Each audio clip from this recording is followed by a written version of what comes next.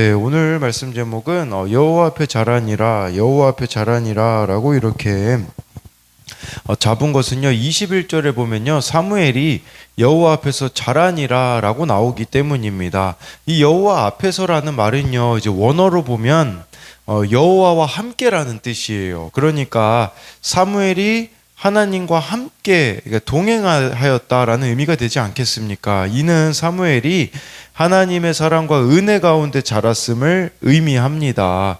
저는 이걸 보면서 또 한 가지 생각이 난 게 있어요. 그건 뭐냐면 여러분, 신앙의 연수만이 신앙을 보존해 주지 않는다라는 겁니다. 신앙생활을 오래 하신 분들이 있어요. 그러나 매일의 구체적인 나의 삶의 자리에서 여호와와 함께 즉 우리가 말씀과 기도로 동행하지 않는다면 신앙은요 절대로 자랄 수가 없다는 것입니다. 그렇게 우리가 점검해 봐야 되는 게 있는데요. 신체 나이 말고 나의 영적인 나이 또는 영적인 성숙도는 얼마나 되는가를 점검해 보아야 된다라는 것입니다. 그래서 여호와 앞에서 자라는 것이 무엇인지 우리가 두 가지로 살필 텐데요. 첫 번째로는요. 여호와 앞에서 자라는 자는요. 악한 습관을 버려야 합니다. 11절 12절인데요. 엘가나는 라마의 자기 집으로 돌아가고 그 아이는 제사장 엘리 앞에서 여호와를 섬기니라. 엘리의 아들들은 행실이 나빠 여호와를 알지 못하더라. 여기 11절 12절에 보면요 대조가 나와 있어요. 엘가나와 그의 아이인 사무엘 이렇게 나오고요. 12절에는 엘리의 아들들이 나오는데 엘리의 아들들이기 때문에 당연히 엘리와 그의 아들들로 이렇게 표현이 될 수 있겠죠. 어린 사무엘이 솔직히 무엇을 알고 하나님을 섬기겠습니까? 아무래도 그의 부모였던 엘가나와 한나가 하나님을 위하여서 내려놓는 모습을 보여주자 사무엘은 믿음으로 자랄 수밖에 없는 것이죠. 저는 이걸 생각할 때에 필리핀에서 그런 유학 생활이 떠오르는데 저에게도 방황의 시간이 있었던 것은 사실이나 더 방황하지 않을 수 있었던 것은 한국에서 이제 부모님이 어떻게 사시는지를 알았기 때문입니다. 무엇을 이야기 드리고자 하는 거냐면 부모의 영향력을 절대로 무시할 수가 없다라는 거죠. 그런 점에서 12절에요. 엘리의 아들들은 행실이 나빠서 여호와를 알지 못한다라고 하는데 엘리의 아들들이라고 나와 있잖아요. 누구에게 책임이 있다라는 뜻이겠습니까? 엘리 제사장에게 책임이 있다라는 뜻이죠. 엘리 제사장이 보여준 삶의 결론이 그의 아들들을 통해 나타났다라는 의미입니다. 여러분, 이처럼 내 자녀는 나의 삶의 결론입니다. 이것을 우리가 인정하고 회개함으로 돌이켜야 된다라는 것입니다. 그래서 이 엘리의 아들들이 행실이 나빠 여호와를 알지 못했다고 하는데 이 여호와를 알지 못했다라는 것은요. 여러분, 이것은 이들이 하나님의 존재에 대해서 몰랐다라는 의미가 아니라 여호와를 경외하지 않고 하나님과 진실한 영적인 교제가 없었다라는 것이에요. 즉 하나님과의 만남이 없었다는 것이고 살아계신 하나님을 경험하지 못했다라는 것입니다. 홍혜경 씨가 쓰신 오늘도 만나 줍는 여자에 보면요. 딸을 하나님이 이제 데려가세요. 이제 제니퍼라는 딸이 있었는데 근데 한 챕터에서 홍혜경 씨가요 이런 표현을 쓰더라고요. 제니퍼가 가던 날 주님이 오셨다라는 이런 챕터에 보니까 딸의 죽음 이후 울다 지쳐 쓰러져 있는 그녀에게 주님이 찾아오셨고 너무나 작고 은밀한 목소리로 이렇게 말씀하셨다고 합니다. 내가 너를 데려가지 않는 이유를 알고 싶니? 내가 너를 데려갔으면 너는 지옥에 갔을 거야. 그래서 너를 데려갈 수 없었어. 그러면 너는 영원히 딸 제니퍼를 만날 수 없어 하면서 그래서 딸 제니퍼를 먼저 데려온 거야. 그러니까 너도 이제부터 천국에 갈 수 있는 사람으로 살아야 해. 그래야 제니퍼를 만날 수 있어 라는 주님의 음성을 들었다고 합니다. 그 이후에 날마다 말씀을 묵상하는 사람이 되었기에 책 제목이 오늘도 만나 줍는 여자가 아니겠습니까? 여러분, 이게요 딸이 어머니에게 해줄 수 있는 최고의 효도입니다. 마찬가지예요. 우리가 반대로 생각해 보자면 자녀 입장에서 부모에게 가장 잘해줄 수 있는 거, 부모 입장에서 자녀들에게 가장 잘해줄 수 있는 것은 무엇이냐면요, 바로 부모의 역할이라는 것이에요. 11절에 엘가나와 사무엘, 12절에 엘리와 아들들의 모습을 보며 진짜 부모의 역할은요, 하나님을 알게 해주는 것이라는 것을 기억해야 된다라는 것입니다. 내가 만난 하나님을 자녀가 부모의 하나님이 아니라 나의 하나님으로 이렇게 만나게 해주는 것입니다. 말씀을 묵상하는 삶을 유산으로 물려주는 것이겠죠. 13절 14절에 보면요, 그 제사장들이 백성에게 행하는 관습은 이러하니 곧 어떤 사람이 제사를 드리고 그 고기를 삶을 때에 제사장의 사환이 손에 새 살 갈고리를 가지고 와서 그것으로 냄비에나 소대나 큰 수대나 가마에 찔러 넣어 갈고리에 걸려 나오는 것은 제사장이 자기 것으로 가지되 실로에서 그곳에 온 모든 이스라엘 사람에게 이같이 할 뿐 아니라 라고 말씀해 주고 있거든요. 13절에 그 제사장들은 누구냐면 엘리의 두 아들들인 홈리와 비느하스입니다. 이 사람들이요, 백성에게 행하는 관습이 이러했다라고 하는데, 여러분, 이 관습이라는 단어는요, 원래 좋은 의미로 쓰이는 겁니다. 관습은 히브리어로 미시파트라고 합니다. 이 미시파트란 단어는요, 공의라는 단어에 주로 쓰였습니다. 공의라는 것, 이 이야기만 들어도 여러분 거의 이 단어는 좋은 데 쓰였다라는 것을 뜻하겠죠. 근데 여기서는요, 안 좋은 의미로 쓰였습니다.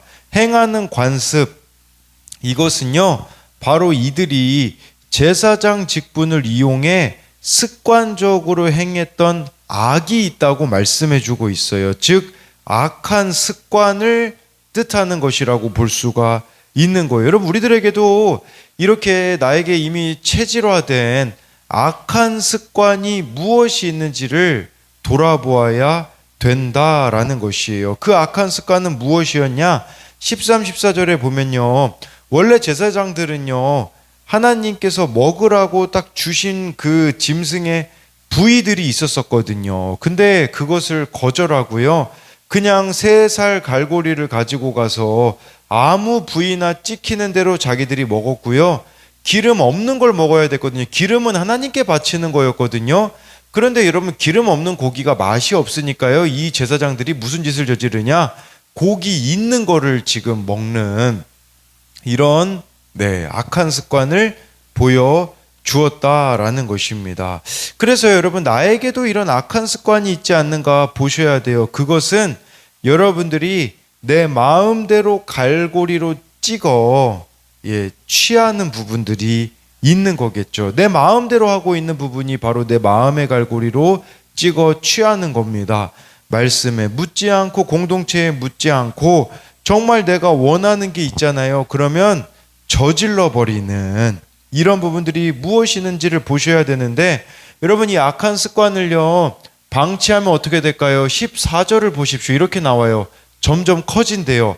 냄비가 솥이 되고요, 솥이 큰 솥이 되고요, 큰 솥이 가마가 됩니다. 정말 이 엘리의 두 아들들의 죄가 점점 커져가는 모습을 볼 수 있어요.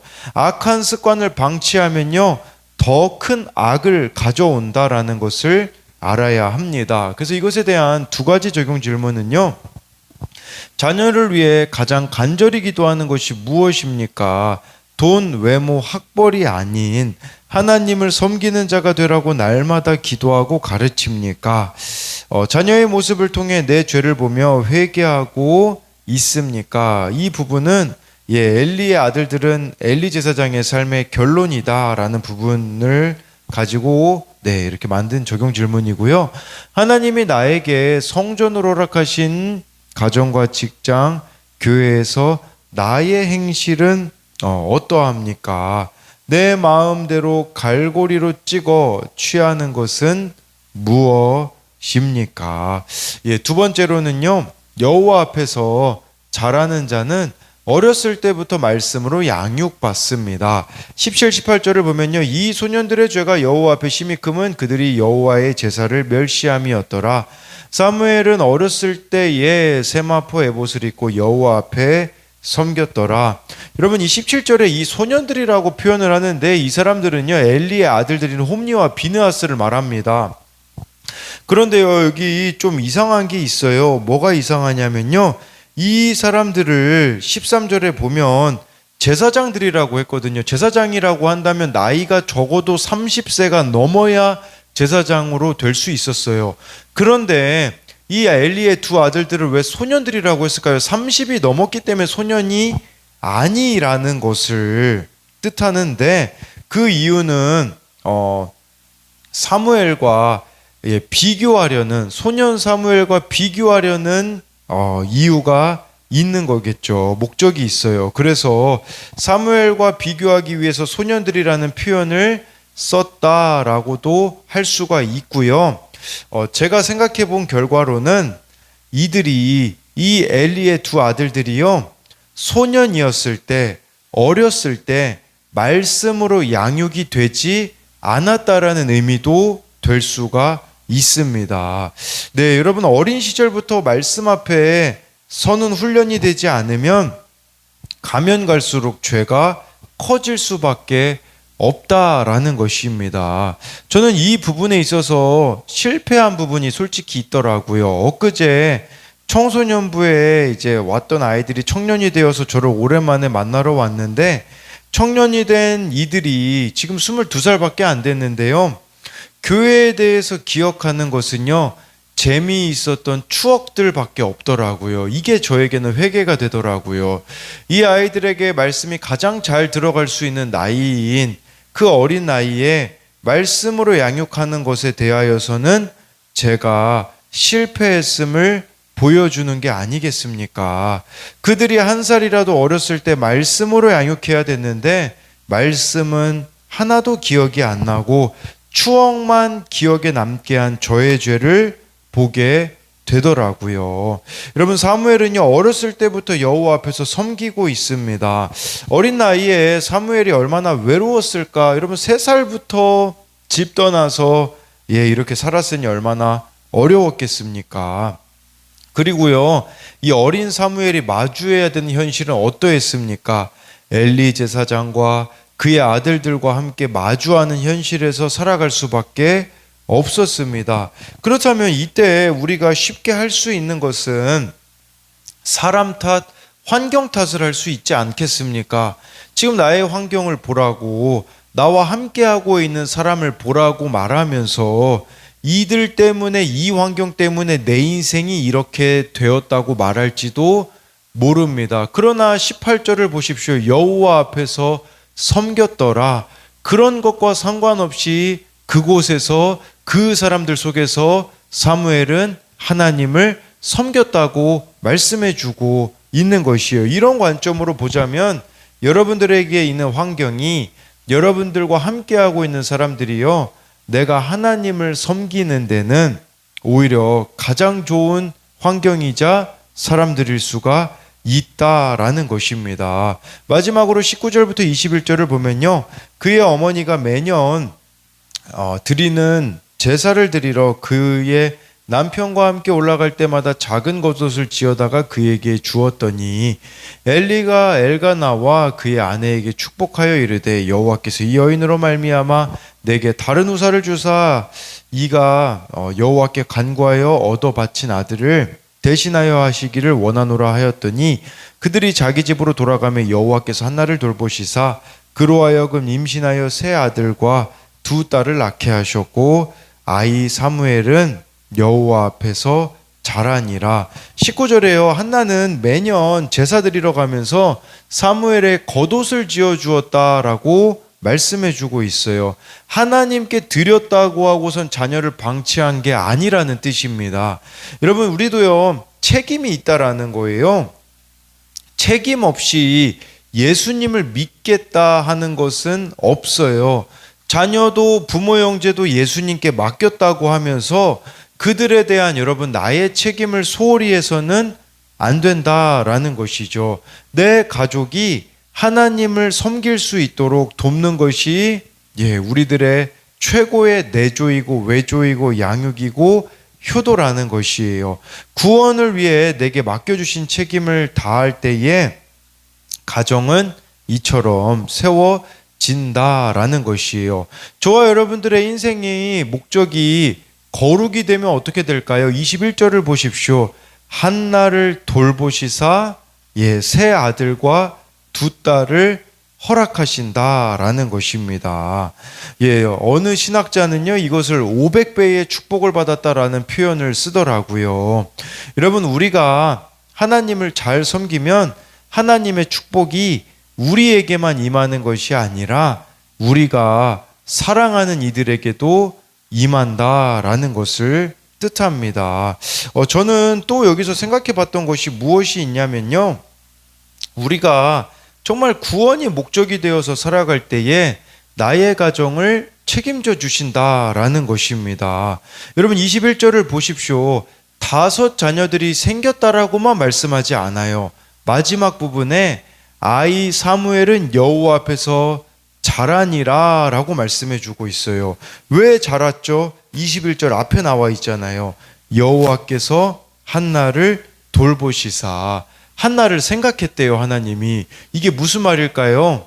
한나가 그냥 일시적으로 자녀 달라고 기도하고 그거 기억했다라는 말일까요? 제가 보기에는 그런 의미가 아니라 한나가 매일 하나님께 기도했다라는 뜻이 될 수 있어요. 한나가 하나님께 날마다 기도하니까, 자녀의 구원을 위해서 날마다 기도하니 그 자녀가 여호와 앞에서 자랄 수밖에 없는 것이겠죠. 여러분, 이런 의미로 보자면 정말 저와 여러분들이요, 자녀를 위해서 그 누구보다도 많이 기도하셔야 됩니다. 교회에만 맡기지 마십시오. 내 자녀는 내가 지켜야 됩니다.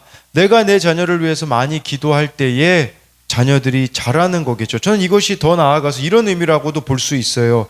지금 어른 세대들이요, 그 누구보다 다음 세대들을 위해서 많이 기도할 때에 하나님이 돌보시는, 다음 세대들을 돌보시는 그 역사가 일어나기를 소망합니다. 그래서 마지막으로 이것에 대한 2가지 적용 질문은요, 가족이 구원받도록 내가 오늘 가정에서 감당해야 할 역할은 무엇입니까? 이것은 19절에 한나가 겉옷을 지어다가 사무엘에 준 것을 뜻하는 것이고요. 또 한 가지는요, 내가 하나님만 바라고 순종하고 갈 때 하나님께서 나와 우리 가족을 돌보시고 여호와 앞에서 자라게 하실 것을 믿습니까? 그래서 여러분, 정말 자녀들을 위하여서 이렇게 내가 먼저 십자가 지는 본을 보여줘야 된다라는 의미와 동시에 기도해야 된다와 동시에 특히 우리 교회에 여러분 다음 세대들을 위하여서 계속해서 기도해가는 우리들이 되어야 된다라는 것입니다. 기도하겠습니다. 살아계신 하나님, 오늘 말씀에 정말 부모의 역할이 얼마나 중요한지 엘리의 아들들은 행실이 나빠 여호와를 알지 못하였다고 합니다. 내 자녀가 하나님을 모르는 것은 나 때문이라는 것을 알게 하여 주옵소서. 이것이 너무나 고통스럽지만 지금이라도 늦지 않았습니다. 내가 하나님 앞에서 내 죄를 보며 회개할 때에 정말 나의 자녀가 하나님을 섬기는 자가 되게 하여 주옵소서. 하나님, 우리들 가운데 행하고 있는 관습이 있습니다. 이 관습은 이미 나에게 굳어져 버린 정말 악한 행실을 뜻하는 것인데, 정말 이 엘리의 아들들이 점점 그 죄가 냄비에서 솥으로, 큰 솥에서 큰 솥으로, 큰 솥에서 가마로 점점 커져가고 있는 모습을 보며, 하나님, 우리들도 정말 내 마음대로 내 마음의 갈고리에 걸려 나오게 하는 것과 같이 정말 내 마음대로 행하고 있는 부분들이 있다면, 정말 점점 더 커져가고 있는 죄의 모습들이 있다면 돌이키는 은혜가 있을 수 있도록 은혜를 베풀어 주옵소서. 하나님, 또한 어렸을 때부터 이렇게 사무엘이 여호와 앞에서 섬기게 된 것은 바로 그 엘가나와 한나의 신앙의 모습이 있었기 때문이 아니겠습니까? 특히 한나가 기도로 자녀를 키우고 있기에 이런 일들이 일어나는 것이 아니겠습니까?